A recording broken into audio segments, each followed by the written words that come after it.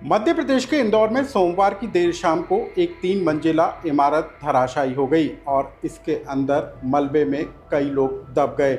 मलबे के अंदर से चीखने और चिल्लाने की आवाज़ें आती रहीं। लोग मलबे में दबे होने के बावजूद फ़ोन से अपने परिवार के लोगों से गुहार लगाते हुए नजर आए, लेकिन देर से चले रेस्क्यू ऑपरेशन के कारण 2 लोगों की जान चली गई। आखिर इस पूरे हादसे के पीछे की वजह क्या थी और कैसे डरा देने वाली तस्वीरें अब सामने आई हैं, इसकी पूरी कहानी हम आपको विस्तार के साथ बताएंगे।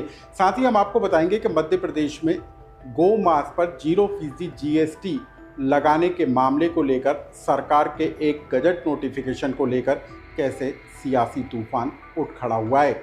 नमस्कार, मैं हूं अनुराग श्रीवास्तव और आप देख रहे हैं MP डायरी।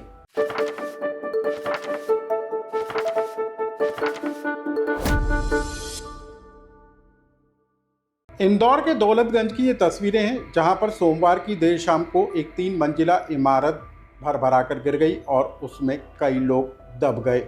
लेकिन जब ये हादसा हुआ तब इसी बिल्डिंग के अंदर 13 से ज़्यादा लोग मौजूद थे, जो बिल्डिंग के अचानक गिर जाने के कारण उसमें मलबे में दब गए। जब बिल्डिंग गिरी तब एक धमाका हुआ और इलाके में सनसनी सी फैल गई, लेकिन मलबे के अंदर कई लोग दबे होने के कारण हंगामा भी मचता हुआ नजर आया। चीख पुकार की आवाज़ें सुनाई देती रहीं और मलबे के नीचे से दबे लोगों ने अपने मोबाइल फ़ोन के ज़रिए लोगों को कांटेक्ट कर गुहार लगाने की कोशिश की कि वो मलबे में दबे हुए हैं, उन्हें जल्द से जल्द निकाला जाए। इसके बाद शुरू हुआ रेस्क्यू ऑपरेशन और कुछ घंटों के बाद लोगों को निकालने की जद्दोजहद शुरू हुई, लेकिन इस पूरे ऑपरेशन के दौरान 2 लोगों की जान चली गई, जबकि 9 लोग पूरी तरीके से घायल हैं, जिनको अस्पताल में भर्ती कराया गया है।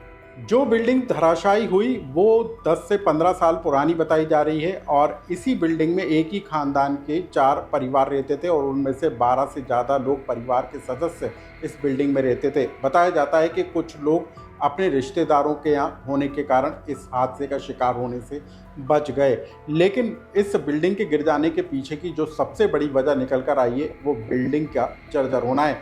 बिल्डिंग का बारिश का पानी तेज बहाव होने के कारण कई हिस्सों में दरारें पड़ गई थी और इसी बिल्डिंग के तलघर में पानी जमा होने के कारण ये बिल्डिंग पानी के अंदर कुछ इस तरीके से धंस गई कि 3 मंजिला इमारत धराशायी हो गई। हालांकि अब घायलों को उपचार के लिए अस्पताल में भर्ती कराया गया है, लेकिन आसपास के लोगों ने रेस्क्यू ऑपरेशन में मदद कर लोगों को निकालने के लिए खासी जद्दोजहद की।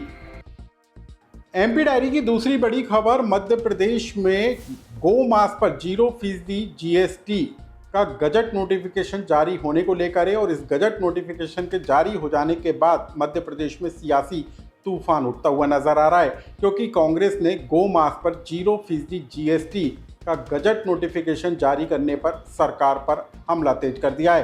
प्रदेश कांग्रेस अध्यक्ष जीतू पटवारी ने इस नोटिफिकेशन की कॉपी को दिखाते हुए 26 और 27 सितंबर को पूरे प्रदेश में आंदोलन का बड़ा ऐलान कर दिया है।